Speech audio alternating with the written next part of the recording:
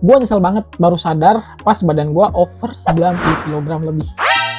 Padahal kalau gue dulu punya panduan ini, mungkin gue nggak akan separah itu.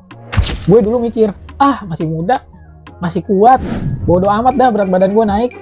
Gue makan aja sepuas gue, sesuka gue, makan lah yang enak. Gak peduli tuh kandungannya kayak apa, sampah semua isinya.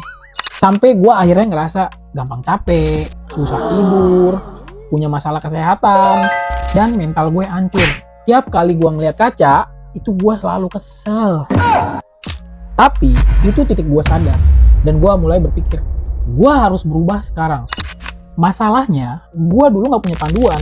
Gue cobain diet ini itu, semua gue trial and error. Sampai gue nyiksa diri gue cuma buat turun berat badan. Kalau dulu gue punya panduan kayak ebook yang gue bikin sekarang, mungkin gue gak bakal ngelewatin penderitaan itu. Gue gak mau lo ngelakuin hal yang sama. Gue udah buatin panduannya, lengkap, simple, dan lo bisa mulai sekarang juga. Lo cukup klik link yang di deskripsi.